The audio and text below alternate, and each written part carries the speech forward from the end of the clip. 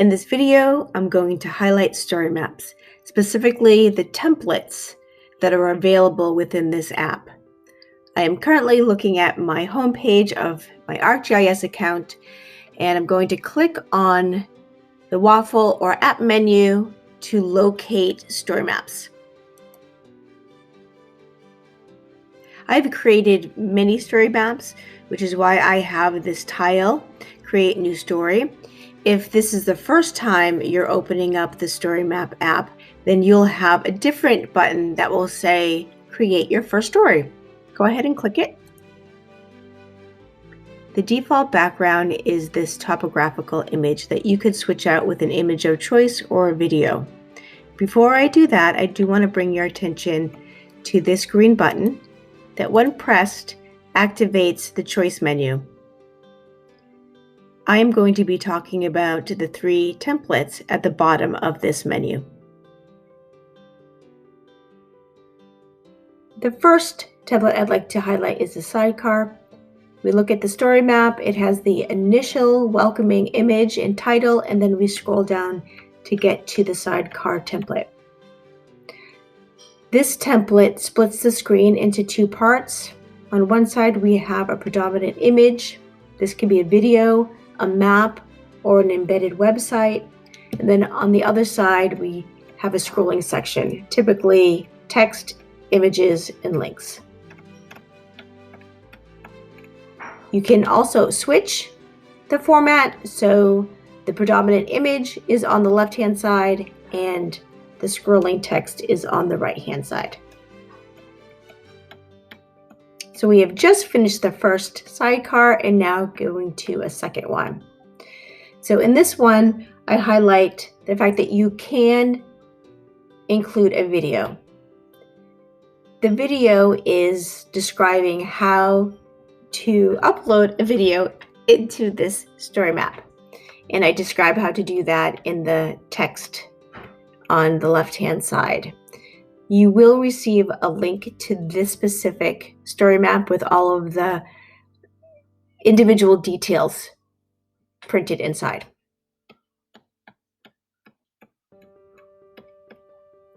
These bars are called buttons, and buttons allow you to link the story map to other websites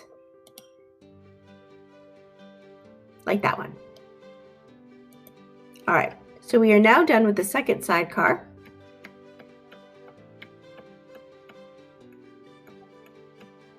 And we have reached the third one. I decided to have the predominant window a map. It is an interactive map. I can pan, I can zoom in and out, and I can click on the points.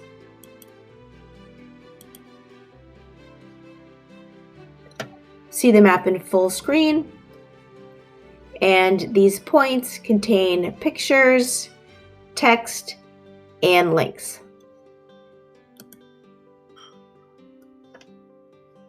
This map specifically is an express map, which you have access to inside of every story map. We reached the fourth and final sidecar for this story map. This sidecar includes an embedded website. By clicking on the website, I can start scrolling through and checking out all of the contents.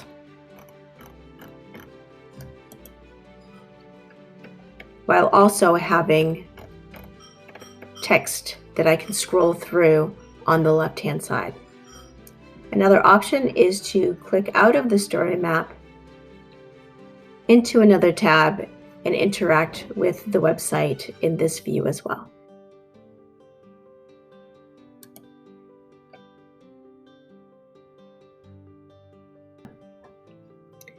Let's move on to the second template, Slideshow. The arrow in the lower left-hand corner tells us to scroll down. And I'm going to click on the green circle to activate the menu and click on Slideshow. And so the slideshow actually moves horizontally. And right now I have toggled on one slide. I'd like to add a slide to that. And so I'm going to have two slides filled with information, and it's going to move back and forth horizontally. And then I can continue to scroll down and add more to this story map. So my choices start with a decision on what type of media to add. And I'm going to add a map. You can include a map that's already made, or you can create an express map. An express map can only be added to a story map. You can't use express maps outside of story maps. Since my focus is the instructional technology team, I am going to type in our address. And the program will zoom in on that. I have the option of adding that point to the map, but I'm not going to take it. Instead, I'm going to change the base map, zoom in a little bit more. Okay, go back to the layers.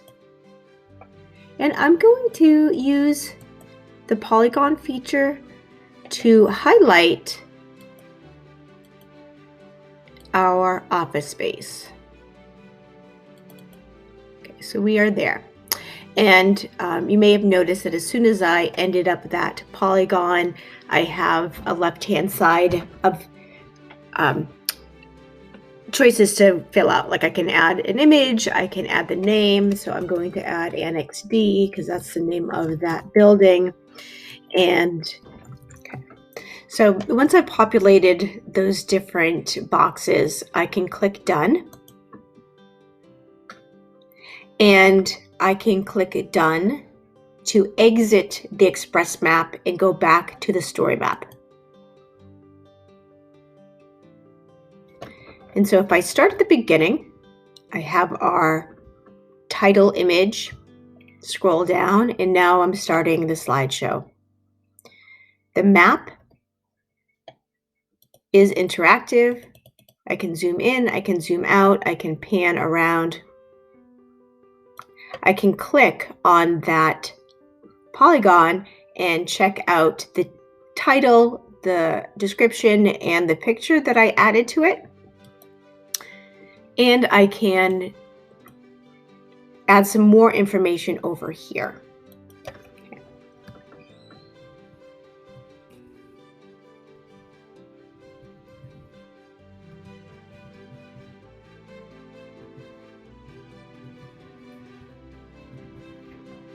I do have options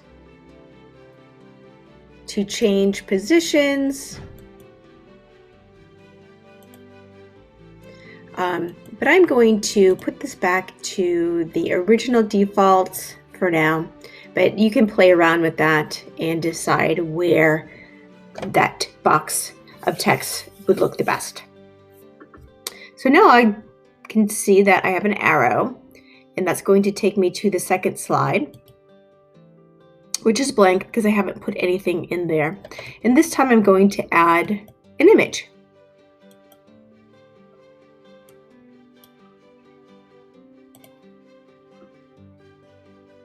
Okay.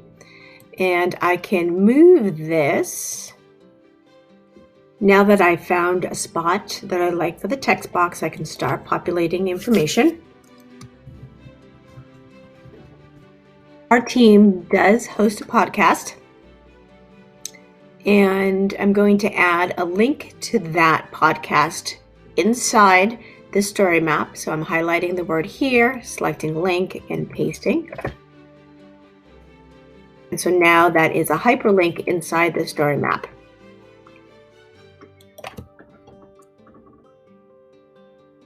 If I choose to, I can add more slides. I can drag them around if I needed to change the order. I can delete this whole slideshow if it's not what I'm looking for. But if it is what I'm looking for and I am good with it, I can either stop my story map there or continue vertically adding features in other videos and information.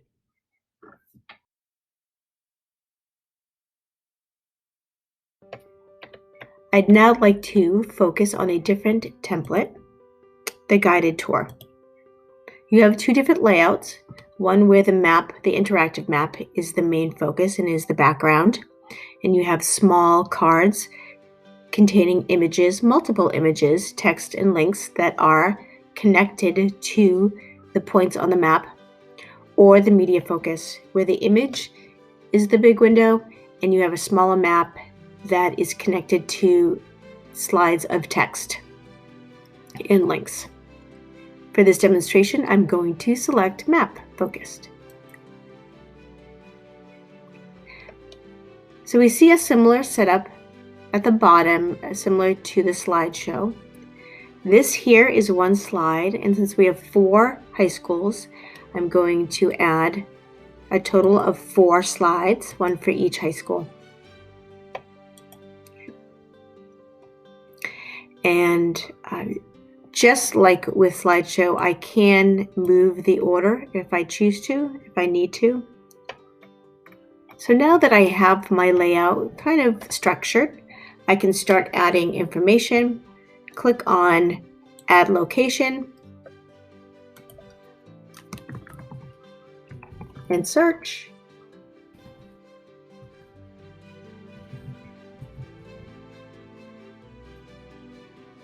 And then it will zoom in, and I can zoom in some more and decide exactly where to put my tour point.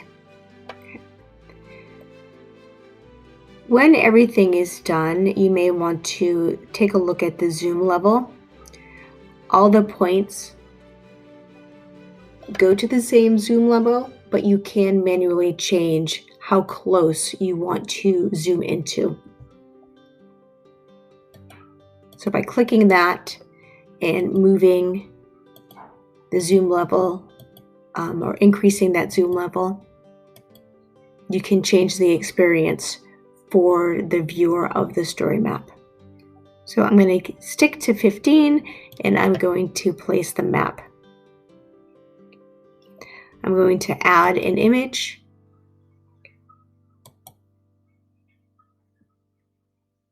This image doesn't look very clear. I do have some settings.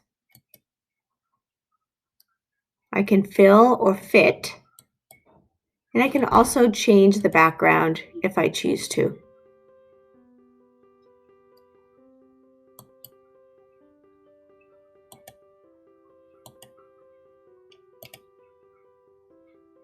So depending on the aesthetics of my story, I have a little bit of customization.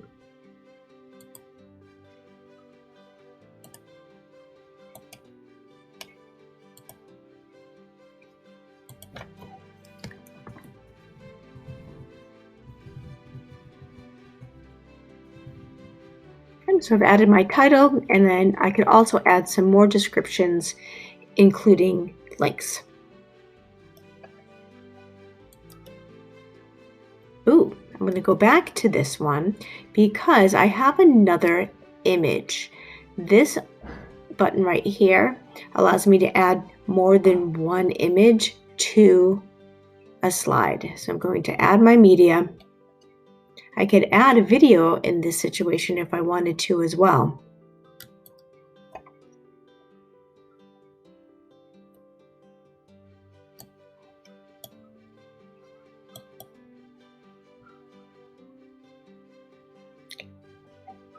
So I know that I have more than one image to scroll through because I have these dots.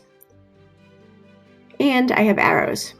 So those are indicators to the user that this slide has more than one piece of media, whether it be video or image or a combination of both.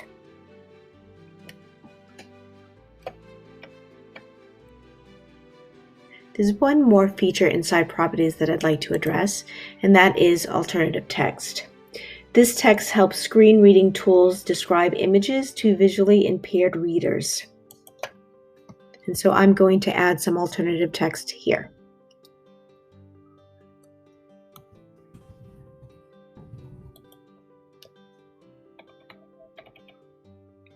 I have now populated all of my slides with the information that I choose to put in there.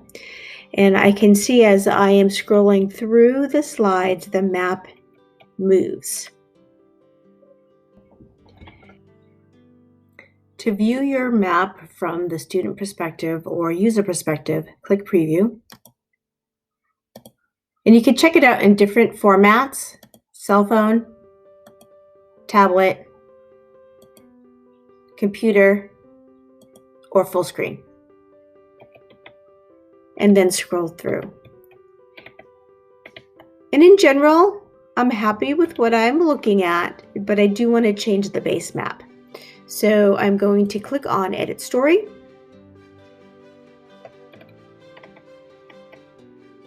And click on Map Settings.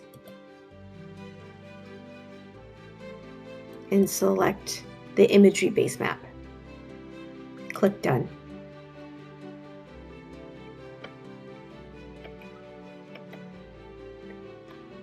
As I scroll, I do see the arrows on Redlands High School indicating more than one piece of media. So I can stop and scroll through the images or watch a video that pertains to a certain location on a map before moving on to the next one. At the bottom of each slide, the bar says Edit Location instead of Add Location. So if you do want to readjust a point, you can do so by clicking that button.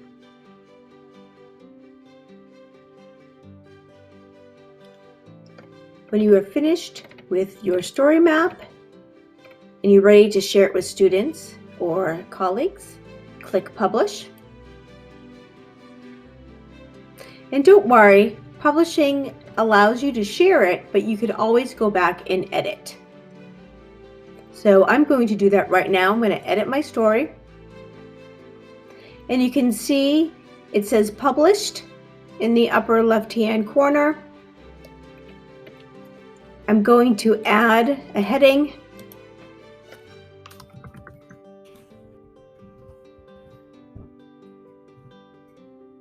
And that published banner now says unpublished and is purple. So in order for users to see any of the changes, you have to publish anytime you make an edit.